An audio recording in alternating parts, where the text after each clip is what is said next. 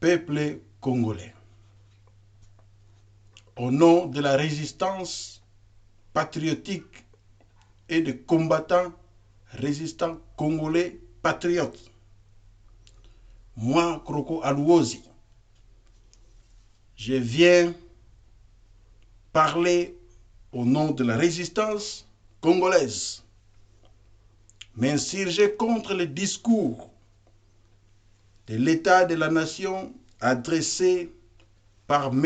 Hippolyte Kanambe alias Joseph Kabila devant le Sénat et le Parlement à ce jour du 14 décembre 2015 au Palais du Peuple à Kinshasa.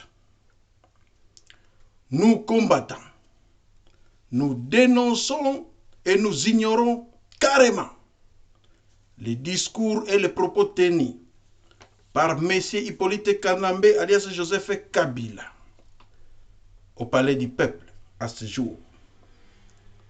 Nous démontrons déjà la manière dont il a été accueilli au Parlement, son entrée avec des tchalélos aux allures de la Deuxième République que nous avons tant décrié. Avant de commencer son discours, M. Hippolyte Kanambe, alias Joseph Kabila, a fait observer 1 minute de silence au Sénat et au Parlement réunis. Nous disons ceci. Pourquoi n'a-t-il pas décrété un deuil national lorsqu'on a enterré 450 personnes à Maluku, en plein Kinshasa? Pourquoi jusqu'à ce jour, nous comptons déjà 14 millions de morts à l'est de notre pays? Pourquoi n'y a-t-il pas une enquête internationale et un tribunal pénal pour les crimes commis au Congo? Et pourquoi n'a-t-il pas décrété même une journée de deuil national?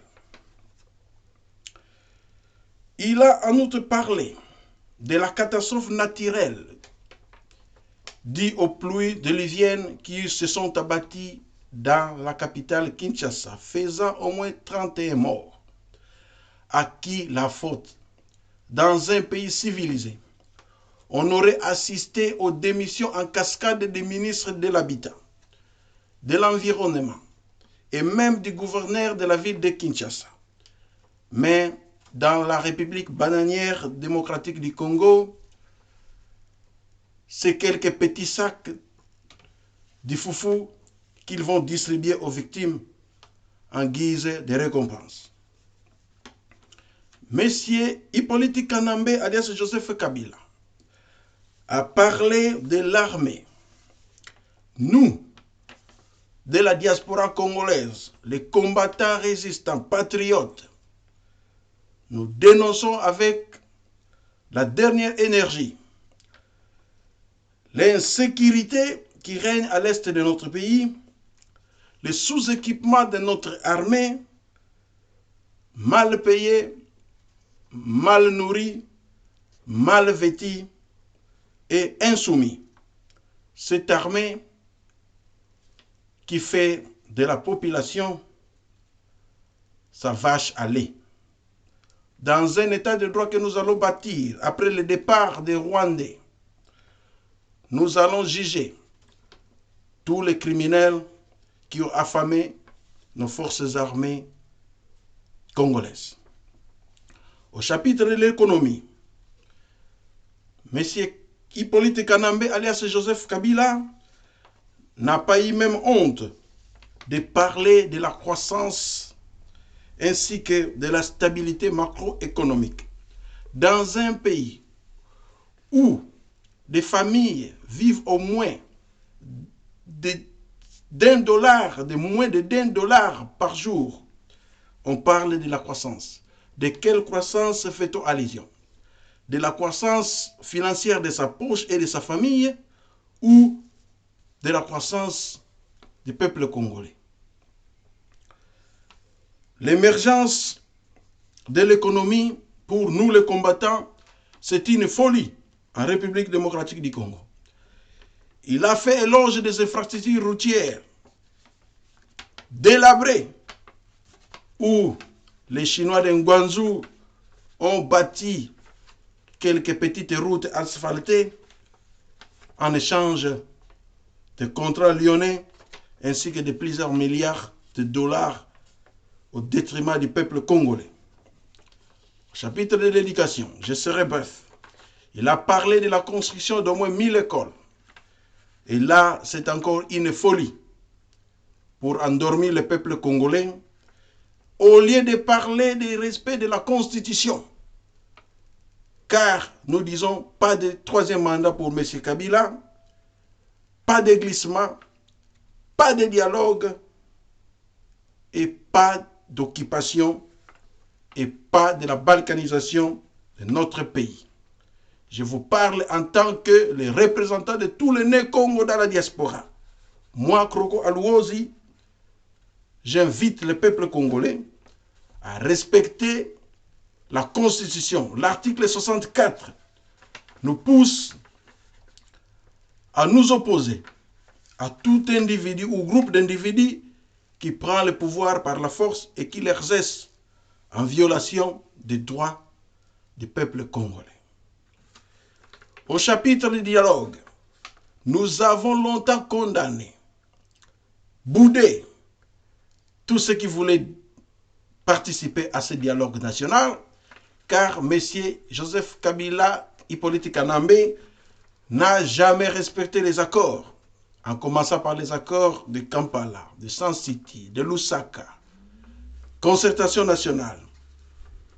Il n'a jamais respecté ces accords et nous disons non au dialogue.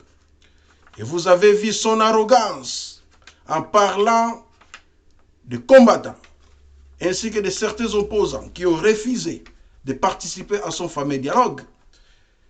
Il a boudé l'ONU, l'Occident, l'Orient, oubliant même que s'il est au pouvoir aujourd'hui, c'est grâce à l'Occident qui lui a apporté son soutien, car n'étant pas élu en 2006, il a volé les élections de Jean-Pierre Mbemba Gombo. En 2011, il a volé les élections, en s'autoproclamant lui-même, en triquant les élections, en bourrant les urnes, en prenant le pouvoir au détriment de M. Etienne Tshisekedi. Nous disons ceci, nous refusons le dialogue, qu'il se prononce pour le respect strict de la Constitution, ainsi que des passations pacifiques du pouvoir, et ensuite nous procéderons aux élections libres et démocratiques que nous organiserons nous-mêmes les combattants et nous mettrons en place un président qui sera élu, dont nous-mêmes nous allons choisir. J'en appelle le peuple congolais d'être de véritables patriotes, d'oublier nos intérêts personnels, mais de mettre notre pays, la République démocratique du Congo, au centre de nos préoccupations. Les défis lancés contre le peuple congolais par M. Joseph Kabila à ce jour lui sera tenu avec une grande rigueur. Nous allons le condamner, l'arrêter, le juger à cause de tous les crimes commis en République démocratique du Congo. Peuple congolais, Floribert Chebeya est mort, Arma Tungulu est mort, Cédric Nyanza est mort, 14 millions de morts à l'est de la République démocratique du Congo. Nous allons tout faire pour que le peuple congolais puisse retrouver une vraie justice et que les crimes qui sont commis au niveau du Congo soient jugés, condamnés. Nous allons activer nos réseaux au niveau international, aux États-Unis d'Amérique, ici aux Pays-Bas, à la CPI, afin qu'un tribunal pénal international pour la République démocratique du Congo soit mis en place. J'ai ainsi parlé. Je vous remercie, peuple congolais. Kroko Aluosi, les représentants de tous les Né-Congo de la diaspora, au nom des combattants patriotes et résistants, au nom du peuple congolais, Ingeta, Ingeta, Ingeta.